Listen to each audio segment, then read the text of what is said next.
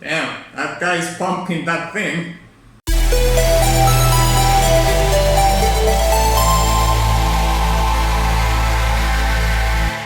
Greetings Wanderer, this is Atlas here and welcome to The Void. Today I'm going to be reacting and breaking down to the song Journey from the original soundtrack from Destiny 2. This is a very special request because it comes from one of my supporters on Patreon and his name is Jake and he says, "Hello Atlas, I love your breakdowns and I'm happy to support you because I wanted to request you do a breakdown of this. It's the Destiny 2 theme and I love it so much. It's beautiful and I just want to give you another outlet of fantastic scores to give your thoughts on. Thanks again for making such unique content and giving your perspective. I love your Bloodborne reactions particularly. Have a great new year. Sincerely, Jake." Well, Jake, thank you so much for your request and of course your incredible support. And Happy New Year to you too, although I already said it. I'm gonna say it again.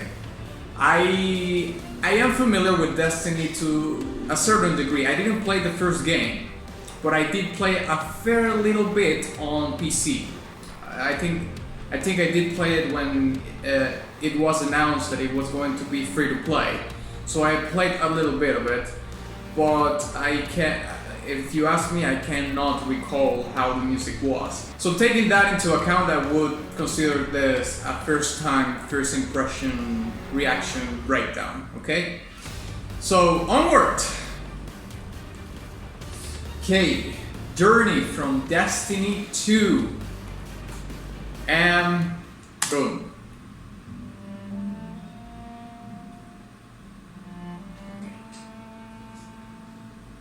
Oh, it's a performance. Okay.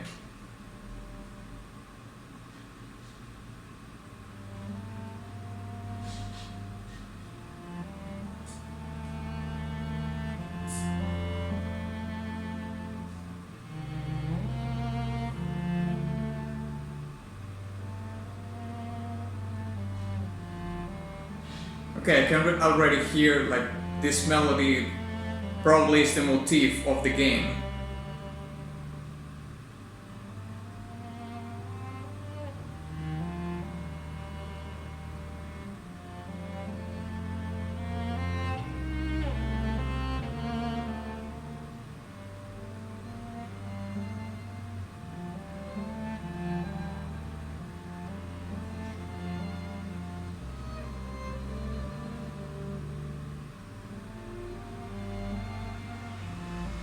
I can already tell they are amazing players.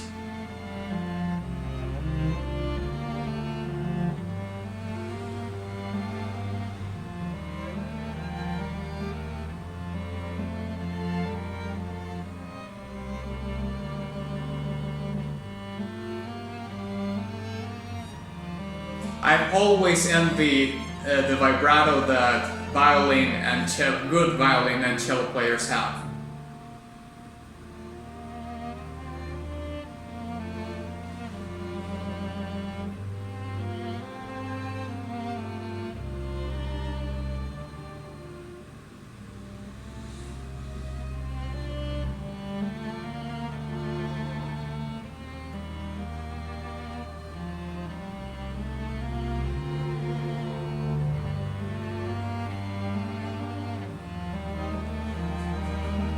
These musicians play... Yes, great.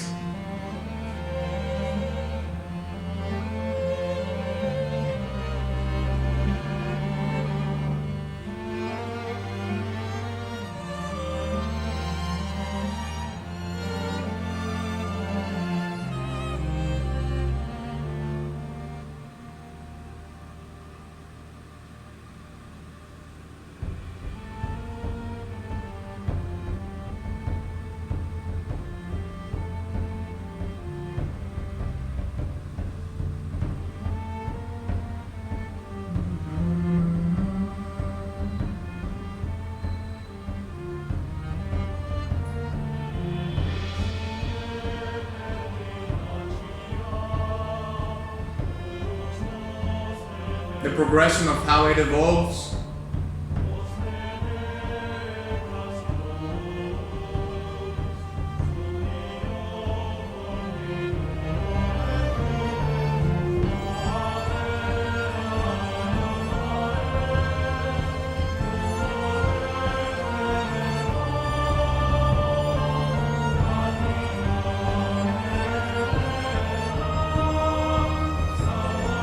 That guy's pumping that thing.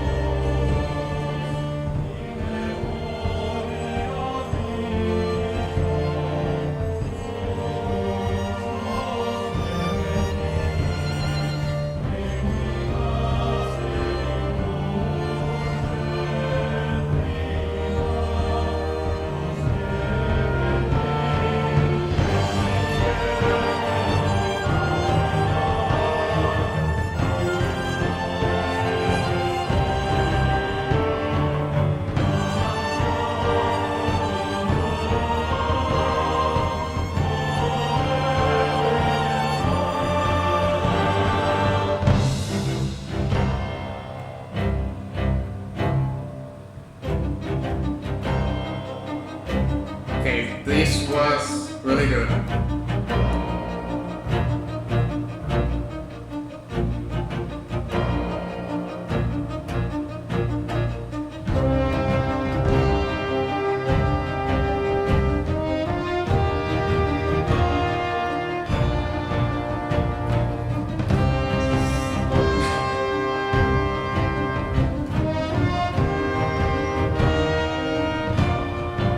Counter bass player is just having it.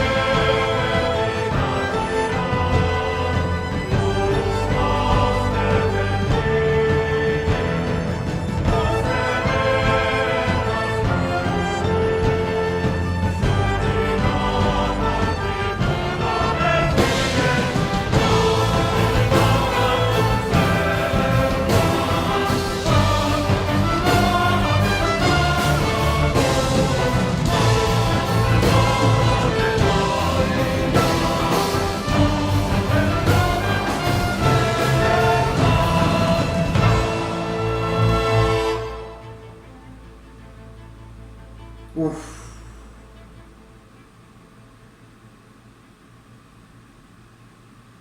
I got goosebumps at the end. And there we have it.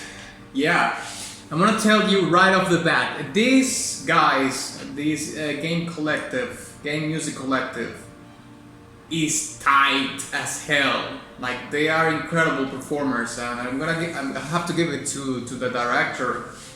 He keeps things to a high standard.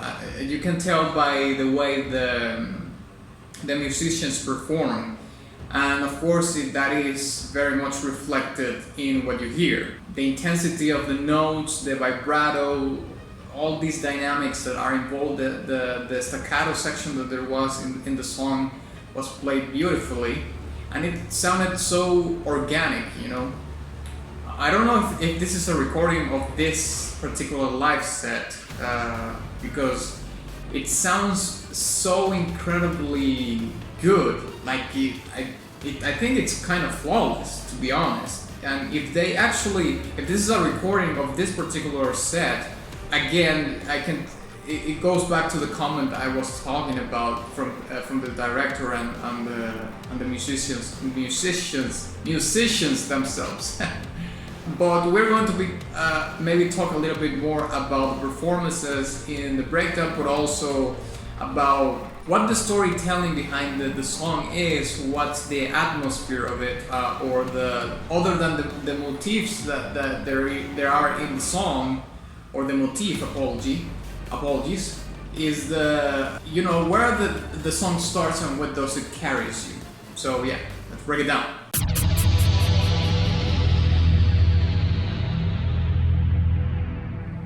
Okay, so this time we're going to be starting the breakdown in a different way, because I did a little bit of research for this particular song and it turns out that it has lyrics in Latin. So I'm not going to break down all the lyrics, but I'm going to break down just the first paragraph of it, or at least to the amount I can have like a hunch to what the song and the storytelling of the song is about. So, ex igne pertinacia lux nos defendi, post tenebras lux sub dio fortitudo et fides, alia acta est. Now, I don't know Latin. I know some words here and there, but I certainly am not, an adept of the language. I recognize, for example, lux, which is light, and alia acta est, which is a very famous phrase said by Julius Caesar.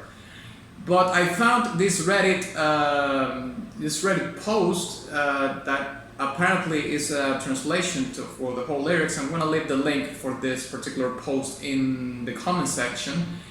And reading it, I think it could very well be the case that it is accurate. So allegedly, that little part that I read translates as: from the fire we persist, the light defends us. After darkness, the light may come. Under our God there was strength and faith. The die hath been cast. So just by reading the lyrics, we can pretty much have an idea what's the storytelling behind not only the music, of course, but of mainly the game, which is, of course, the main protagonist here. The music is just supporting the storytelling of the game. Now, the main element that you can take from the lyrics is, of course, struggle. The main element is struggle. From what I remember playing Destiny 2, it's like a galactic struggle. It has that kind of proportions in which you have a struggle that is, an umbrella thing over the whole galaxy. So it's a very big deal, you know. Also, it has an underlying call for help, because it says the light defend us, after darkness the light may come. It's like a cry for help, right? And it preserves the idea of hope at the end of the tunnel. But it says the light may come. It's not like it's coming. It may come. So it's very much unresolved or undisclosed that after the struggle everything is going to be alright. And the final thing that I can say about this is that famous phrase, that famous Latin phrase that Julius Caesar said, which I believe he said when he was fighting the civil war, I guess against Pompey. I can't remember well when he said it, but it was during the civil war, and that evokes war. And that phrase basically means like this is it. It's like there's no return. I just have to go forward, because if I remember correctly, Pompey and Julius Caesar were actually very good friends at one point, and they actually were both consuls on the Roman Republic at the time, at the same time. But of course, power and ambitions and so on and so forth led that to, just destroyed all that thing. But certainly that phrase just evokes war, and Julius Caesar was trying to say like, okay, there's inevitably, I just have to wage war against my brothers, which is, I believe, why he said it at the time. So in the Destiny 2 case, I don't know how that plays a role in the story of the video game, but certainly war is a part of it for sure. Okay, now let's talk about the music itself, okay? You can hear that the song starts in a very soothing way, only two instruments. You have the cello and the contrabass playing the motif of the song in a very soothing way, you know, with legato, which is this sort of a slurring sound in which you hear the sounds slurred or very connected with each other. And you know, also the dynamics of how the notes are played, the intensity of the notes are very dynamic, because you can hear like it's an ebb and flow of the notes, like coming to you and then fading away and coming back and fading away, and that dynamic actually creates tension by itself. So it's like an ocean wave, you know. It's like it comes to you, washes your feet a little bit, and then goes backwards, and then washes your feet a little bit again, and go backwards. And that's kind of the play of the tension, right? Like it comes to you, it gives you the tension, and then it releases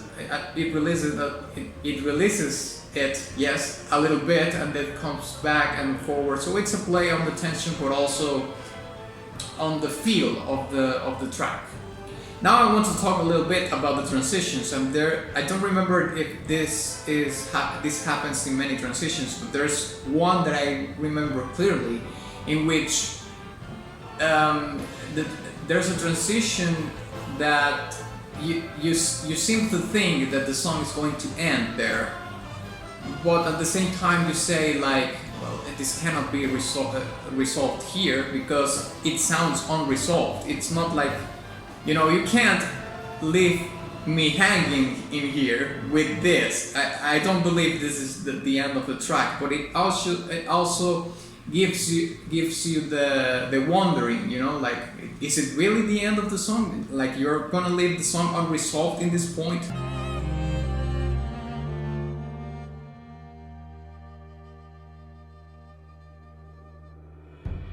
But then it retakes the motif of the song, and the song carries on. So that adds again to the tension of the track. Now my favorite part, like always, is the staccato section.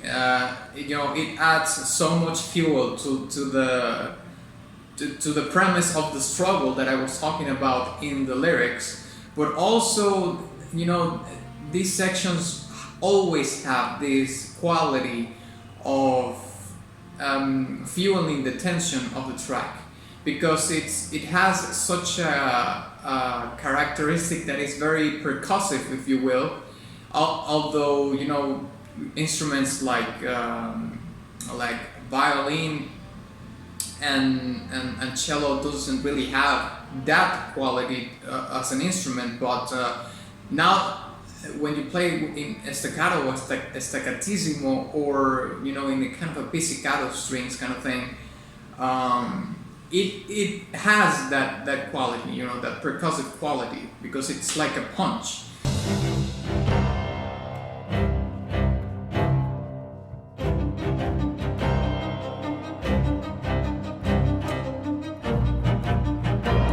So those kind of sections always add that, at least to my understanding of music. It's a perfect arrangement to add fuel to the tension, or add the tension at that section specifically. And finally, I would like to talk about the final part of the track, which is, you know, I would consider the climax of it, because all the instruments participate in the end of the track, but also it also has an underlying bit of there not being a resolution to the track. Although, I mean, you believe it is resolved, but I don't think it is, you know. And it has this particular quality that the song ends like it starts, because do you remember that the song starts only with the cello and the contrabass, but it also ends with the cello and the contrabass, but they end it in a very delicate, minimal way, which is the same way the song started, you know, with these very soothing, slurring notes coming back and forward. Apologies, back and forward. And it's like the song is, to put it in a symbolic sense, maybe like an Ouroboros, which is, you know, like the snake that eats herself from the tail. So it's like a cycle, you know, it repeats over and over again. And this actually leads me to reflect about the whole premise of the thing. It's like war, you know, it's like a cycle. It's never-ending war. One war ends for another one to begin, and it has like that metaphorical meaning in the Ouroboros, right? Like the cycle of it, and the serpent that eats herself, which is like you know, like a chaos metaphor, a destruction metaphor, but it's a never-ending cycle. So yeah, I think I'm gonna give this track a silver badge, a very high silver badge. The performances of the musicians, the director has his house on order, I have to say, and I love that the lyrics are in Latin. I love that they quoted this Julius Caesar phrase on it, or well, it's attributed to Julius Caesar, but I think he said that he got it from somewhere else. I don't remember from where, probably from Greece or something like that, and from some Greek philosopher. And the staccato section also my favorite part of the whole song. So yeah, thank you very much for watching this video. If you enjoyed it, please give it a like and share it with your friend. Also, please don't forget to visit my Patreon or Subscribestar if you want your request to happen in no time, because it's gonna be bumped up to the top of the list. And also my Teespring shop, where you can get merch and all that jazz. And of course, ex nihilo nihil fit.